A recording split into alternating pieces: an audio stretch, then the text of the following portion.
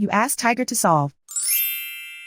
This deals with linear equations with one unknown. The final result is x equals 5. Let's solve it step by step. Group all constants on the right side of the equation. Add 8 to both sides. Simplify the arithmetic.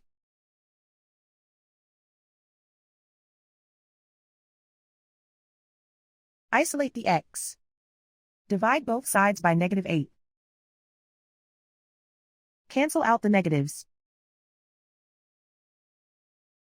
Simplify the fraction. Cancel out the negatives.